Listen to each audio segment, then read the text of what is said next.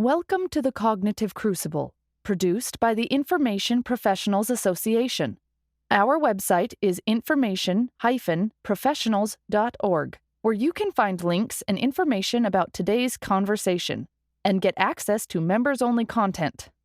Join John Bicknell and explore all aspects of our generational challenge, cognitive security. Hello, this is John Bicknell, host of the Cognitive Crucible. I want to give a short introduction to this holiday bonus episode and set the stage for 2021. Loyal listeners of the Cognitive Crucible, and thank you very much, by the way, know that podcast guests include military information operators, scholars, authors, and innovative business leaders. In addition to discussing their own work and experiences related to cognitive security and information warfare, I try to ask all guests if they can recommend a book or other online resource that listeners may check out in order to get a deeper dive about the episode topic. And then we include links in each episode's show notes to make it easier to get a hold of the item. So for this episode, we've pulled out the clips in which our guests present the very best books and online resources related to the discussion at hand, and which touch upon various aspects of the cognitive security challenge that we face.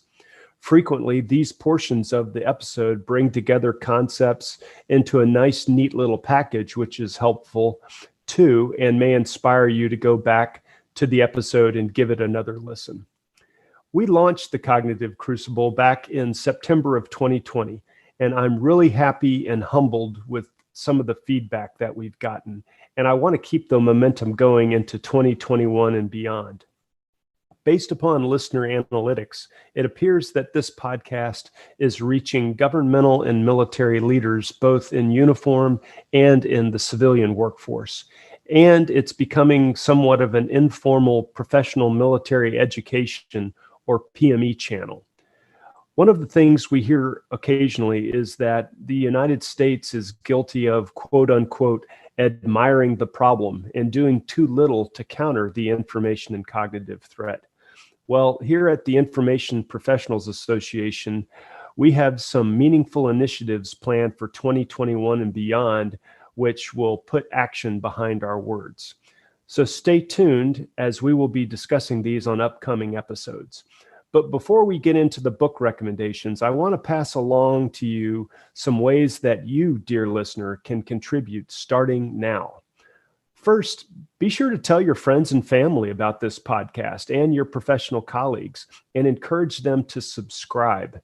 As I've mentioned numerous times on the podcast, IPA is interested in fomenting a whole of society or whole of government effort to counter the information problem. So reaching broader audiences is a critical part of this agenda. Next, please rate the podcast and leave a review on iTunes or whatever platform you get podcasts on. It really does help, and it takes just a few moments of your time. IPA is especially active on LinkedIn. So on the LinkedIn platform, please go to our company page and click the follow button. And not only does this mean that you'll see all of our LinkedIn content, but it also provides a signal to the LinkedIn algorithm that our activity is of interest and relevant. And then the algorithm sends our content out to a wider audience. Next, and sticking with LinkedIn, please engage with our content on LinkedIn. You can share our posts with your network and add thoughtful comments as well. And it is not only okay, but it's even desirable to have respectful debate, good faith discussions about the content that we put out on LinkedIn. All of this would be very helpful. Next, and this is taking things to another level, but we would be delighted for you to write a blog article for us. We are very interested in your thought leadership. If you've got something interesting to share with the world, then please send it to us and we'll review it for our blog, and we can have a dialogue back and forth about getting that published on our blog. The same thing regarding this podcast itself. We are especially interested to have experts on the podcast to discuss relevant information and cognitive security topics which have not yet been covered. Here's a for example. The Marine Corps, and of course, I'm a bit partial to the Marine Corps, being a retired Marine myself, but the Marine Corps just published Marine Corps Doctrinal Pub 1-4, which is called Competing. Sometime early in 2021, I plan to have an episode dedicated to that topic, perhaps interviewing the authors of the Competing Marine Corps Pub, which they make the case that examining the conflict space as a competition continuum is critical to the way that we think about engaging in the world today. And here's another thing that you can do to help. And by the way, you can file this under the heading of communication transparency. Here at IPA, we use what are called Amazon affiliate links within our show notes. These links map back to the Amazon platform, and it means that we get a small bit of revenue from Amazon by driving traffic to their site. So if you go to the Cognitive Crucible show notes and you click on one of the book links, then Amazon will pay us a little bit of money for essentially being part of their customer experience. So that's a very easy way for you to help as well. Of course, you can also join IPA. IPA members get access to the members only section of our website with members only content and access to the members directory. Plus, members are the first to know about upcoming events. And here's another idea for you to consider. Become a corporate sponsor. There is no better way to signal to your shareholders and boards of directors that you get it, that you get that we are in the throes of a generational challenge and you are putting money behind your words. Of course, it goes without saying that corporate sponsors get their logos displayed prominently on conference materials, but corporate sponsors also get unique exposure to governmental leaders in venues like the upcoming Phoenix Challenge, which is co-sponsored by IPA and the University of Maryland's Applied Research Laboratory for Intelligence and Security, also known as ARLIS. All right, well, that is enough out of me for now. On behalf of IPA, again, thank you all for listening and engaging. And now here are the book and other online resource material recommendations from the Cognitive Crucible guests so far. As usual, see our show notes webpage for links to these resources, and we hope you find this useful. The Cognitive Crucible podcast kicked off in September with Dr. Rand Waltzman, who is one of the leading authorities on cognitive security. Well, the first thing I would recommend, there's a documentary called The Century of the Self. And it's 4 hours long, and you can see it on YouTube. Don't look at the shortened version. You have to look at the full 4 hours, and it is worth every minute of your time to sit and watch it. And one of the things that's really great about it is it isn't pushing it's not pushing a political agenda. It's showing you techniques. It's a focus on technique. How does things actually work? How do you do things? I mean, like for example, when I talk about things, examples that I tend to use are not modern day examples because people are emotionally invested in modern day examples, and it tends to cloud their vision and make them not pay attention to the point of the discussion, which is the techniques. So in this documentary, you know, the examples that they are talking about are all old. So people are not going to be that emotionally invested in them. So it really the focus on techniques. And it's a really beautiful exposition of it. The next thing, one of the main characters in the early part of this is a guy named Edward Bernays, who was considered to be one of the founders of the whole field of modern field of public relations. And in 1928, he wrote a book called Propaganda, a little book, just a couple hours reading. And after you watch this documentary, you should actually sit down and read this book. That's the next thing. Mm-hmm. And then I would recommend a book called, very recent book, called Computational Propaganda, which is edited by Sam Woolley and Phil Howard. Phil Howard is at the Oxford Internet Institute. And it gives you a very good broad overview of how this whole business works. So that would be my recommendation to get started. Nice. The literature in the field is enormous.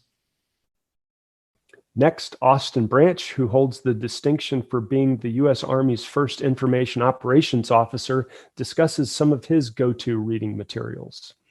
I got introduced to these ideas of competition in the complex information environment, and its and the strategies and its role and importance early on in 1995, when I started in the command and control warfare space, when a boss of mine handed me some of the Toffler books, and Alvin and Heidi Toffler, as they were looking into the future, future shock, third wave, war and anti-war, and all the challenges that we are seeing today, right? And so that really kind of got me interested, and then I kind of juxtaposed those kind of big thoughts onto the operational environment I was experiencing back then and what I imagined might be in the future.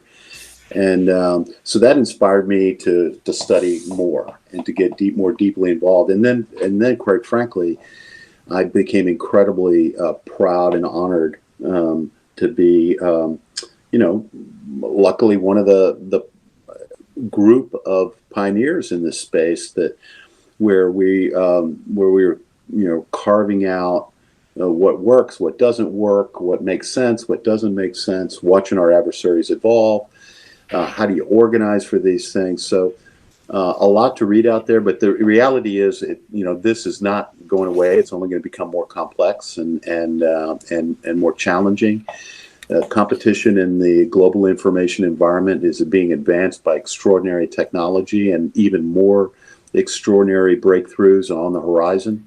So this is definitely the knowledge age and information age. Mm-hmm. So if that's in fact the truth, which it is, then we most certainly need to understand how to operate, and compete, and win.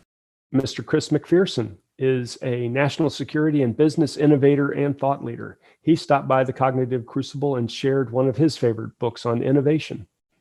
There's a book by Steven Johnson, who's written a couple of very interesting books, but this one is his recent one called Farsighted.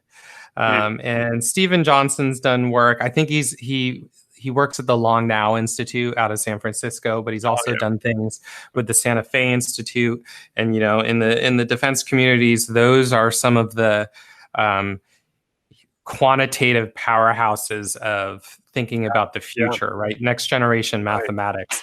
And he brings out a couple examples about how it's this general concept of that we have just begun maybe the third stage of human innovation, right? And so if the first one was this idea of being able to communicate ideas to each other, was the first step, right? Like we have an idea in our head, expressing that to other people, being to do that, being able to write it down, then and pass it on to other people after us was the next one. Yep. And then we're getting to this idea of prediction, and so in the past we've always used this idea of fiction as a very powerful tool to imagine future possibilities. But what we've noticed in the last maybe 70 years is this concept that as mathematics and compute power and data, we can actually think about and predict things that are going to happen in the future with some relative certainty. And so the easiest example, I think the most powerful example of what technology can do for us in the future as a population is the way meteorological models have developed, right? Where, in the 1890s, we could predict the weather for tomorrow 6 days from now. Like we had enough data to actually predict with some level of accuracy if it was going to rain tomorrow, but it took us 6 days to compute the equations in order for us to prove it. And we're like, that's not super We useful. did it. Yay. But it's gotten to the point now where, in the 2000s, we could know what the weather was going to be like for the weekend. In 2010, we know what it was going to be like next weekend. And we're at the level now where we can, in some parts of the world, we can predict weather relatively high confidence, like 10 to 13 days in advance, which is crazy. And we actually believe we might be able to do it 30 days in advance at some point in the future. So imagine what that means. And when you look at hurricane models, you see, or even COVID, when we talked about the different predictive models, we have gotten so far, but it shows us how much we don't know at some times too, right? But it's this idea of how we can use simulation to become powerful arbiters of how we think about our society that we want to build in the future. Because when you built the pyramids, the pharaohs didn't build the pyramids because they're like, this is how I think cities are going to use my pyramid 200 years from now. They built them as artifacts to themselves. Now we're actually building cities for people that aren't even alive yet to live in. And so this concept, I think for me, and also how information works and how you make decisions based on this and the temporality of different kinds of decisions, we're really starting to get advanced enough to know what decisions get made, you make on a day-to-day basis versus a month basis versus a year basis versus a life basis. And thinking about those are different kinds of decisions. And when you think about it from a cognitive security standpoint, they either compound towards each other or they're completely different ways of operating that we would need to adapt messaging and environment shaping to, which could be very powerful for all of our listeners. Yeah, that sounds like a fascinating read, but also a deterministic take on being able to predict the future. It's like if we know enough about where all of the atoms are arranged in this moment and their velocities and momentums and et cetera, we can use that with our ever-growing compute power to make better and better predictions going forward. Yeah, and all we have to do to improve is, remember, our baseline is human ability to do that. That's right, yes. And so in order for that to be better, we just have to be better than how well we can guess what the weather is going to be like tomorrow for that to be an effective system. Mr. Tony Skro, who is CEO of Ed Ventures, has had some very impactful global engagements at the intersection between education, terrorism, and information operations. He shares an excellent book which touches upon these themes. Yeah, I really enjoyed a book written by Clint Watts, a former FBI special agent, Army officer, and leading cybersecurity expert, called Messing with the Enemy. And John, I picked it up because when we got the work with Ukraine and knowing specifically that it was focused around Russian propaganda, social media, and hacking, this book was made in heaven for me. And it's great, number one. But I like it because he actually has two things that I think were very interesting. One is, he said, we need like a seal of approval, a consumer report that could be given to media outlets that verifies that they're doing things correctly. Fake news, fiction, subjective opinion versus objective reporting. That's pretty cool. I mean, I think that's great. It's like an industry standard. And then he also, to help the layman, he developed these protocols. It's like a cookbook, a recipe of different areas of involvement, like competency, motivation, product, and process, that we all should be deploying when we see something where the slightest amount of doubt says, you know what, I'm not going to take that for gospel. I'm actually going to have my antennae go up and I'm going to do some homework. He has like a methodology to determine, is this fake news?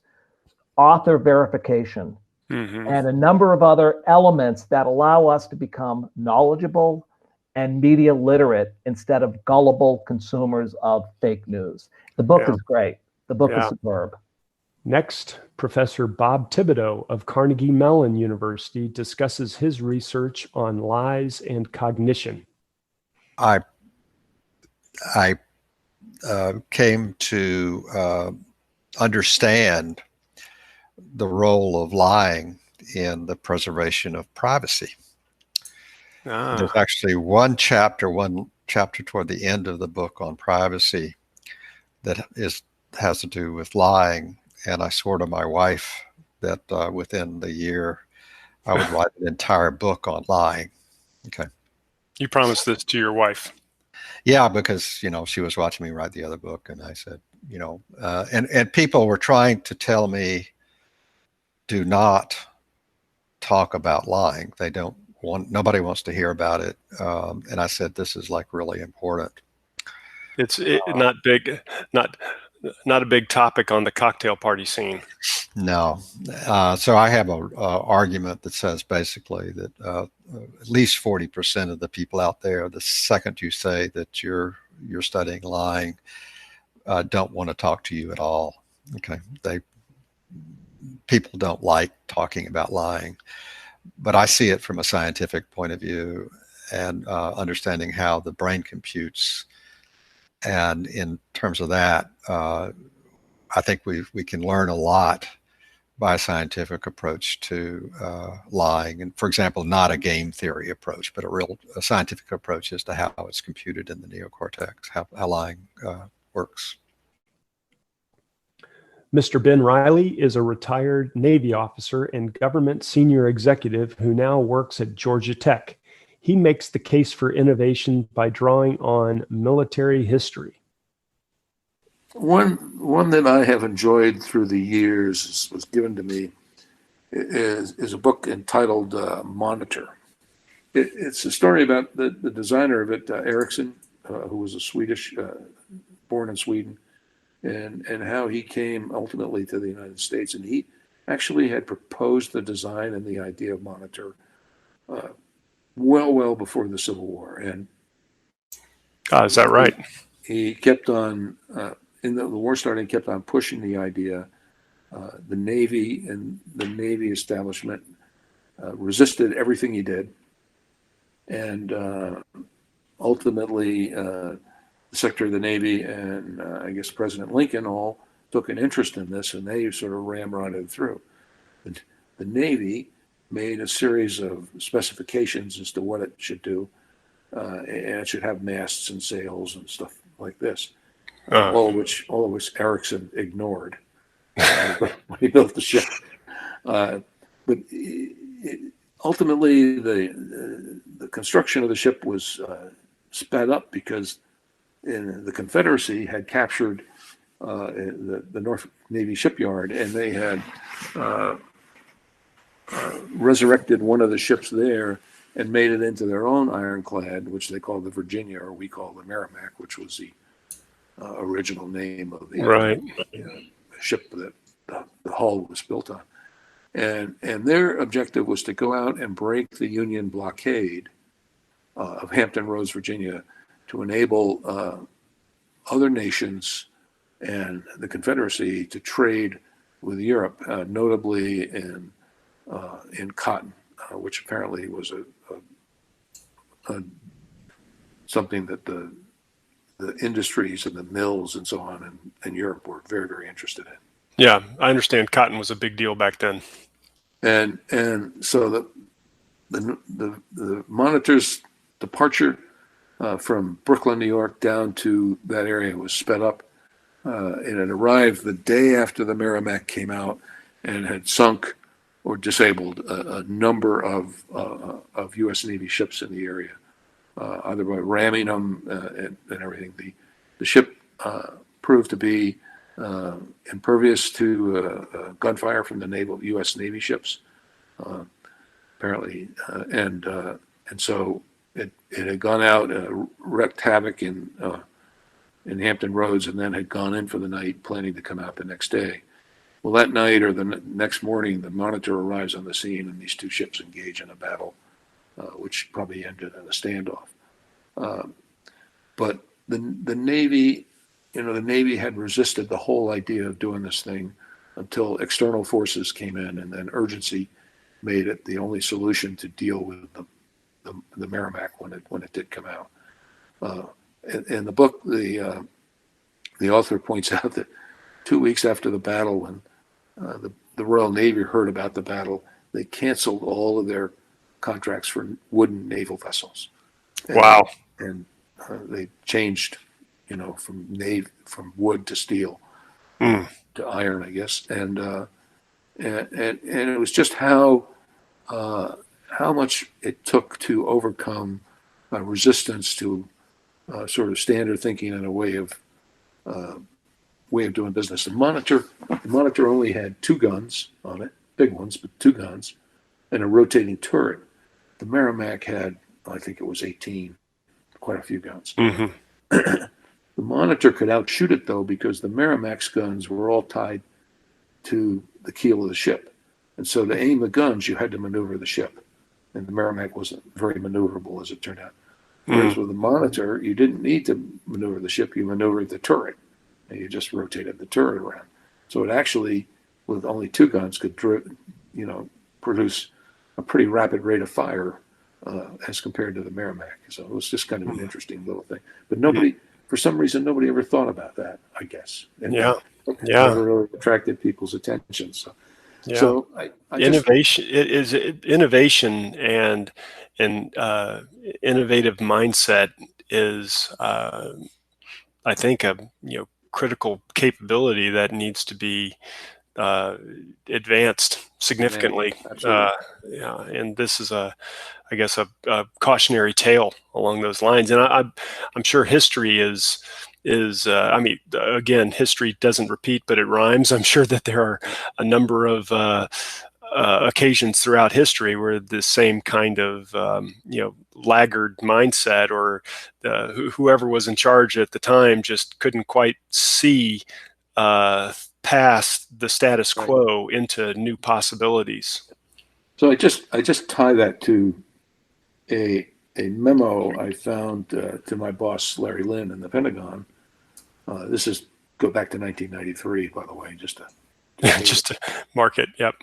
But it was a memo from a gentleman named Andy Marshall, who headed the OSD Office of Net Assessment. And Andy was an internationally known figure. And he wrote my boss, Larry Lynn, a memo on this new concept called information warfare and the implications of it for the future.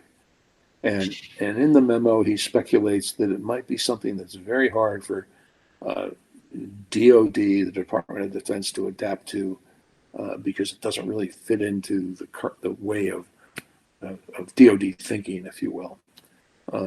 So in a sense, there's a link between that memo, in my head at least, and the resistance and the challenge that Erickson and the Monitor faced when they started to build this ship, and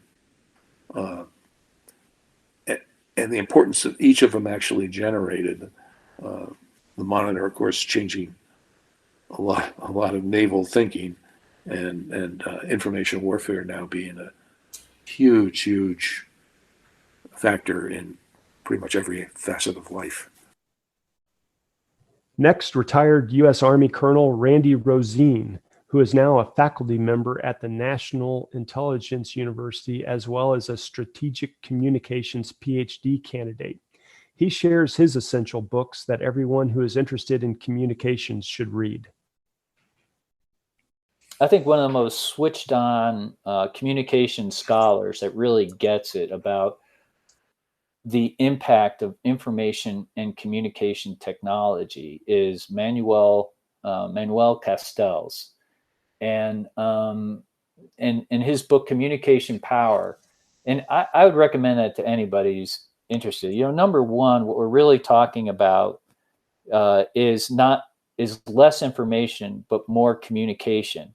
And communication from the standpoint of creating meaning, that we as human beings work with other human beings to create meaning about our world. We all have our own personal realities, but when we talk about at the societal level, we're working with other human beings to figure out what's going on. Mm-hmm. Now that's as opposed and so you have you can say like the prevalent powers, or be it corporate or government or adversaries, what have you, they're trying to affect the way that we create meaning. And the way that they they try and affect that is through the communication process. So it's really important to understand that. And one of Castell's going in propositions in the book is that the shaping of minds is a more decisive and lasting form of domination than the submission of bodies by intimidation or violence. So it is through communication that power is exerted, and it's important to recognize that at the end of the day, how we create meaning is really what you're trying to get after in terms of operations in the information environment. So this is Communication Power. It's a great book. He also has another series of books called The Network Society. And so he talks about how the information communication technology through the creation of networks has fundamentally altered how we organize ourselves and exchange information. And that's also reflected in network-centric warfare. So in, giving the Toffler thing about, the way we make money is the way we make war, there you have it. Here is Mr. Duwan Lee, who recaps the books that he finds to be most interesting and relevant to disinformation. Duwan is the Senior Director of Research and Strategy at Signal Labs, and he's also a national security thought leader. And my first recommendation would be, and full disclosure, I've known Peter Singer for a while, so I may come across a little bit partial, but I do think that he is the best futurist we've had in our generation. So, Like War by Peter Singer, it's already about 2 years old, but it is essentially becoming this contemporary manifestation of what we're going through right now, right? Because he's essentially talking about the weaponization of social media and digital media data, right? And even though it's 2 years old, if you read it right now, you'll be shocked how many analogous incidents we're experiencing right now. So I think it's a must for all information warfare stakeholders, analysts, planners, right? In fact, I think it is a mandatory reading for a lot of military training programs at this point. And he has a new book just came out this year. It's called Burn In. I think it's also a must because Burn In addresses the social and political implications of AI and automation technology, right? How it's going to redefine politics, how it's going to redefine public safety, how it's going to redefine law enforcement. So I think those are great books to read right now. And there's also a more diplomacy related book on information warfare, and it's called Information Wars by Rick Stengel. He was the longest serving, I think, Deputy Secretary for the State Department. So he understands how perhaps our peer competitors use information operations as a predominantly primary strategic tool, right? And, I want to re-emphasize that notion, right? We are coming back to that notion a couple of times, but we really have to understand the reach and the cost effectiveness of information warfare in our DNA, right? Yep. And again, increasing connectivity, and the proliferation of digital technology and so on and so forth. A missile is really expensive, but a tweet can reach potentially millions of people, thousands, tens of thousands of miles away, right? To me, that is really the best remote warfare weapon system, period. During our first podcast, which featured two guests, U.S. Army Colonel Mike Jackson and Dr. Paul Lieber suggest a book which illuminates important thought processes related to Cambridge Analytica's activities during the 2016 U.S. election. A good book, a reference I do make, pardon language, but it's called Mindfuck by Chris Wiley. talks about Cambridge Analytica. It's not what happened. It's the ability and how the thought process was made to manipulate information that is so fascinating, as we as information professionals really need to understand. Now you flash forward where you had the vulnerability of target audiences.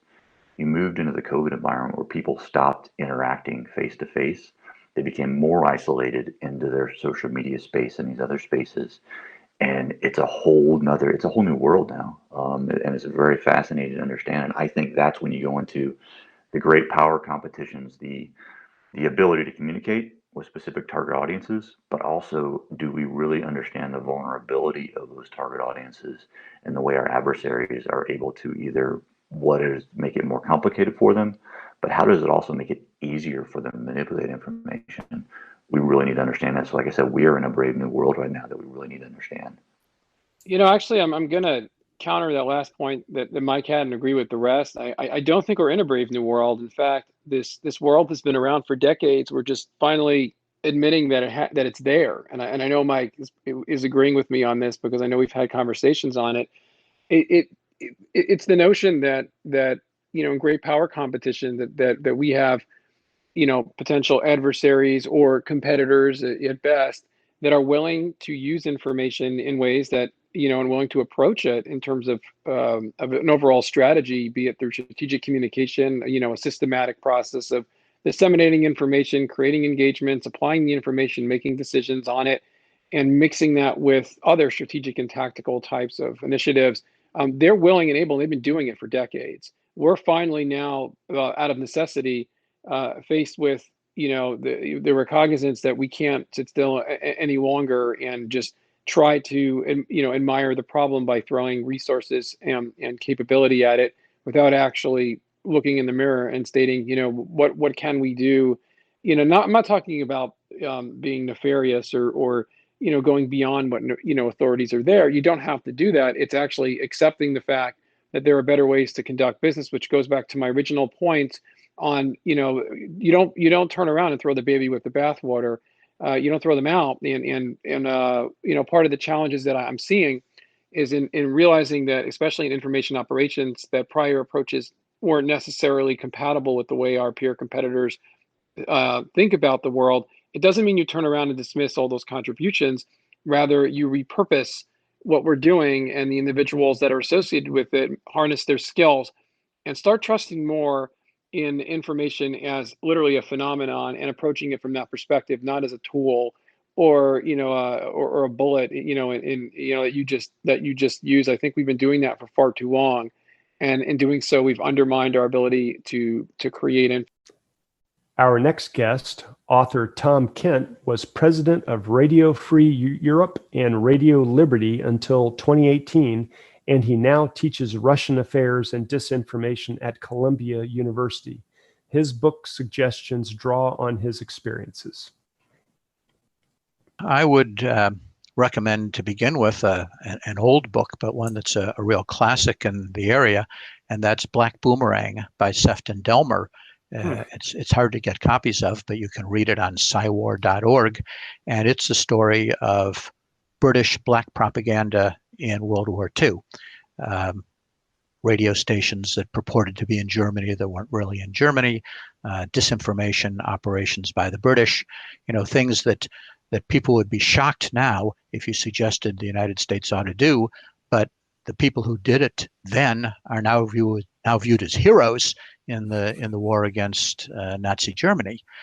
On the ethics front, I'd certainly recommend Do Morals Matter by Joseph Nye, the very distinguished American diplomat and author who talks about the moral aspects of policy.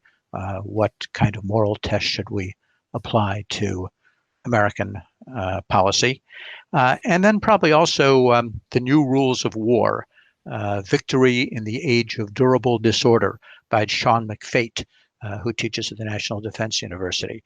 He asks a lot of questions about our current military structure.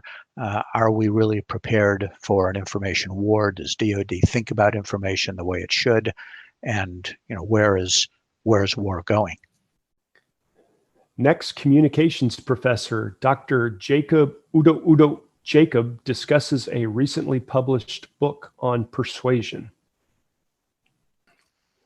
I particularly like Robert Cialdini's books, and his most recent book, Persuasion: A Revolutionary Way to Influence and Persuade, is a fascinating book because he talks about how we are prepared for persuasion.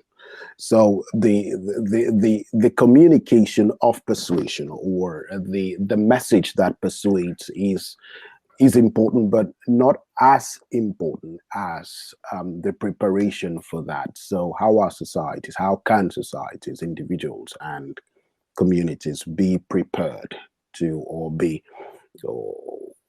framed, if you like, to be in the sort of social, cultural, or political position to receive a particular message? Because look, no matter how beautiful a message is crafted, no matter how great it is, I mean, if it is met with a closed door or shut ears, that message will fall flat on its back, and that is what Robert Cialdini tries to bring forward in his book Persuasion. And I think, although his books generally meant for consumers and marketers of products, I think there are some specific lessons that can emerge from there, particularly for people working within the space of influence operations and information operations generally. Mr. Johannes Tamakand is the CEO of Sentinel AI, an Estonia-based AI firm which is on the front lines of disinformation and technologies for detecting and countering deep fakes. We just released the most comprehensive report on the state of deepfakes. What is their growth? What are the sort of the threat landscape, and where is it all going? So, and that can be freely available on our homepage. So that would be the sentinel.ai. And from a book side, to sort of understand what is happening at the moment, especially with the sort of the ideological subversion and changing the perception of reality, I recommend a book called Disinformation by Ion Mihai Bashepa. And he is the most highest ranked Soypluk defector in sort of the intelligence aspect. And he sort of lays it exactly out. What did the Soviet Union did with their sort of disinformation operations campaigns, and what was sort of their approach to that? And if we sort of understand the history, then we can also start to predict or much better understand how will it sort of evolve as well. Marine Corps Colonel Brian Russell suggests an online National Defense University resource which examines gray zone and hybrid challenges. I would point all of your listeners to anything Frank Hoffman writes on the gray zone, security researcher at National Defense University. You can actually pull his article, Examining Complex Forms of Conflict.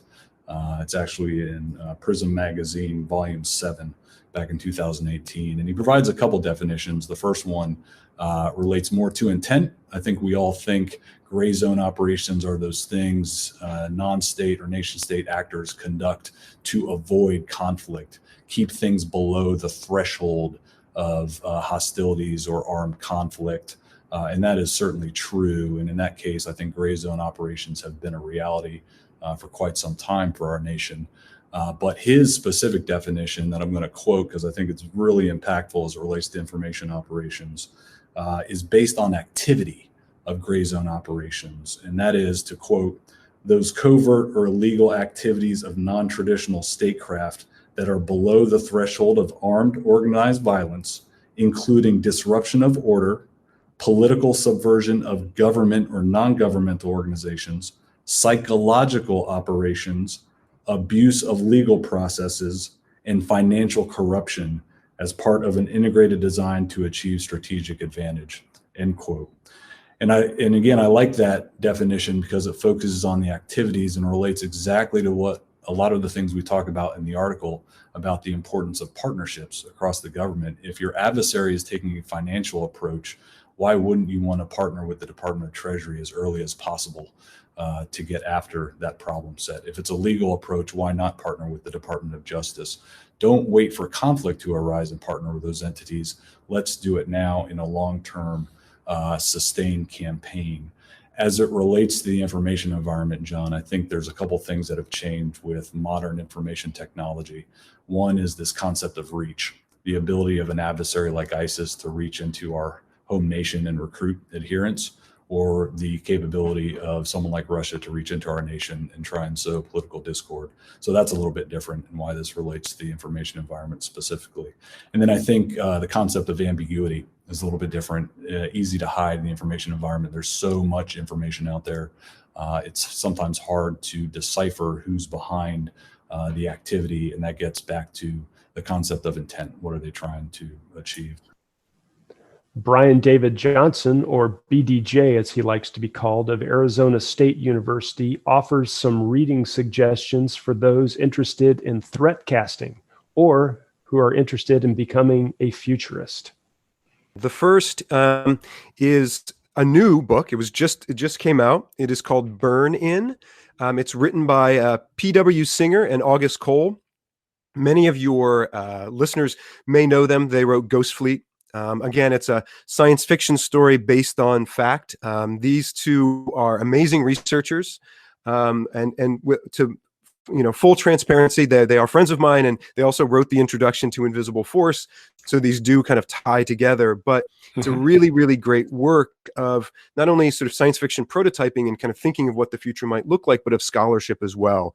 These two authors are notorious for having endnotes that are almost as long as the novel itself. So it's a really great resource in understanding what the future of conflict might look like. So again, that's called Burn In by P.W. Singer and August Cole, and it was just out, so a great work. But then another one that your listeners may not have heard of, and it's one that I use in all of my classes. It's the first book that all of my students have to read. So you can imagine you come to Arizona State University and here's this futurist, and you want to be a futurist, or you want to do work in foresight, sort of thinking about the future, and you're really excited. And I give you this book. This book is called Future Babble. It's written by Dan Gardner. And Future Babble is a scathing indictment of all things futurist and futures oriented. It shows the failures and where people got it really wrong. And Dan's a great writer and a journalist as well. So it's very well researched and just shows you all the perils of thinking like this and what could go wrong. But at the very end, he does say, but we still need to do this.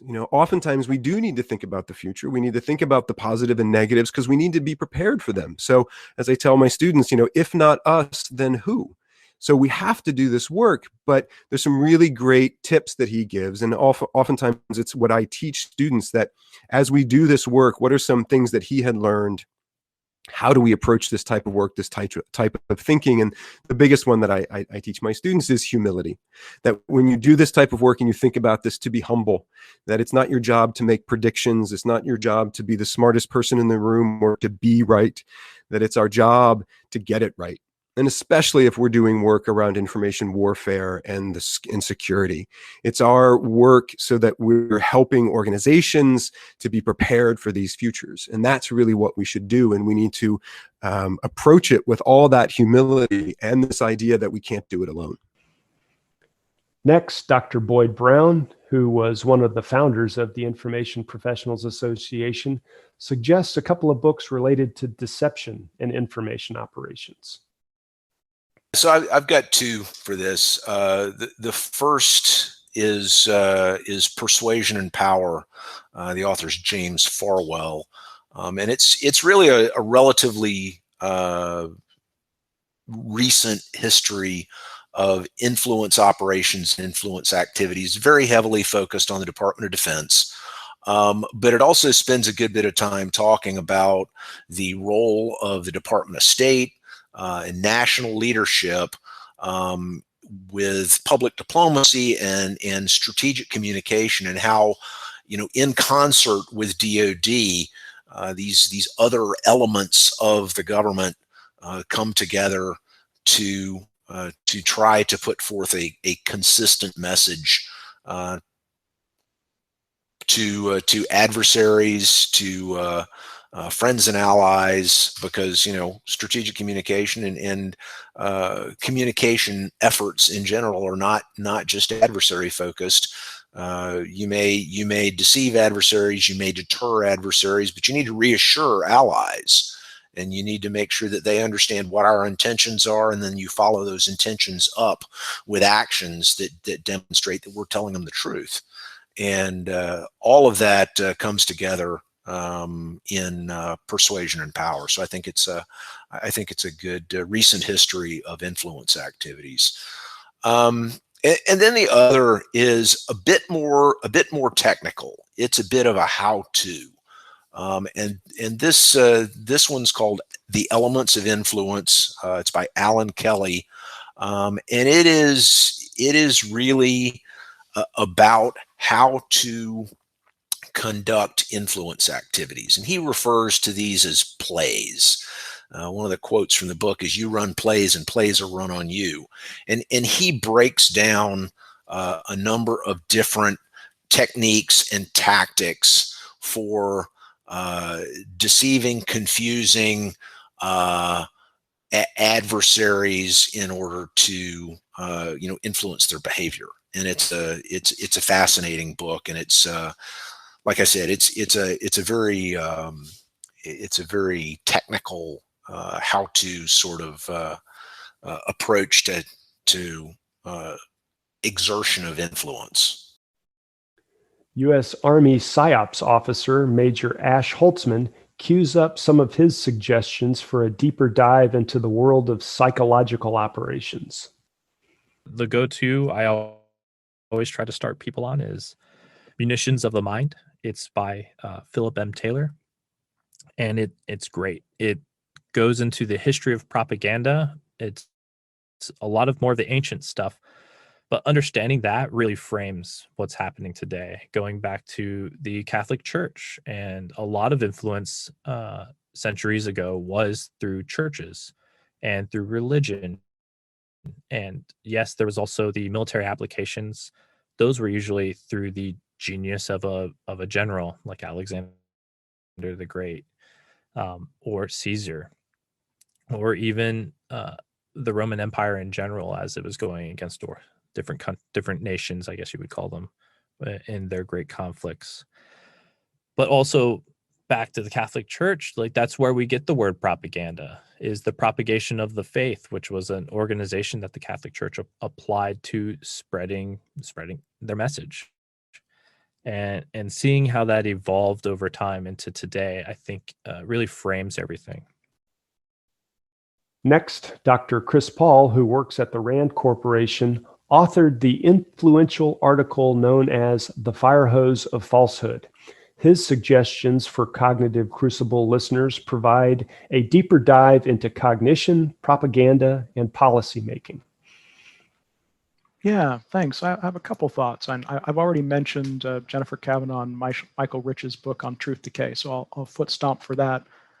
Another book that I've enjoyed and found really useful is by Kendall Haven, and it's called Story Smart: Using the Science of Story to Persuade, Influence, Inspire, and Teach. And it's useful to information professionals in two ways. One, it does talk some about how human cognition works and some of our vulnerabilities, but it also talks about how to do positive influence, how to better communicate your research findings or your policy advice to people based on the fact that we are all humans, homo narratus, the story people. And we store information in stories, and we receive information in stories, and how to leverage that. And then a final thought, if you want to geek out on propaganda stuff, the Sage Handbook of Propaganda, an edited volume by Paul Bames, Nicholas O'Shaughnessy, and Nancy Snow, back from 2019, has a lot of great articles and chapters in it. Former congressional staffer Pete Villano shares his recommendations, which are born out of his experiences on the Hill from 2010 to 2020. Yeah, one has guided me a lot over the years. This one is called a Fierce Domain, Conflict in Cyberspace, from 1986 to 2012. Several authors, but Jason Healy, former Air Force and now at Columbia University, is the author or the editor of this. But Fierce Domain really is I enjoyed reading this. I still reference it. It talks literally about how conflict in cyberspace has changed and how we as a country have dealt with that. Including the militarization, if you will, in different ways, but also a whole slew of different interagency changes and different challenges that have come about through the years. And then the second one is, and my Microsoft colleagues will probably rib me for this, written by two folks from Microsoft, Tools and Weapons: The Promise and Peril of the Digital Age, written by Brad Smith and Carol Ann Brown. Brad is the president of the company, but this is a transformative book for me. And I read this actually when I was still in government and still with the committee. But Brad really here and Carol Ann, they lay out a large part of what I was describing before, just in terms of the pace of technology and how fast things are moving and how the policy absolutely needs to keep pace across the board. So really transformative book for me, super helpful to understand as well the next 5 to 10 years and the challenges ahead. So I enjoyed both of those. So wanted to offer up two, if that's okay. And finally, Dr. James Mulvinen is a cultural and disinformation scholar who leads a large team of Chinese and Russian linguists for SOS International. The Cambridge Analytica book, Mindfuck, by Chris Wiley. And the reason I recommend that book, even though we've been talking about China and Russia the whole time, is because it was really eye-opening to me. Some of the analysis, academic, behavioral, psychological analysis that underlay Cambridge Analytica's strategies in 2015 and 2016 that allowed them to have such a disproportionate effect on the US election. And just to understand that it's these same dynamics that are described in that book that are being exploited by the Russians and Chinese in their IO in the West. Now I will say that I'm just as concerned about Western surveillance capitalism as I am about Chinese and Russian IO. So I sort of view them as two sides of the same coin. And so, I think it's just as important to read Shoshana Zuboff's book on surveillance capitalism as it is to read Mindfuck. But I think if you read those two books together in concert, you'd have a pretty good understanding of the major strategic dilemmas that we now face in the information space. The Cognitive Crucible is the only podcast dedicated to increasing interdisciplinary collaboration between information operations practitioners, scholars, and policymakers. To find out more about the Information Professionals Association, visit us at information-professionals.org. Please support our podcast by giving us a 5-star rating and leaving a review.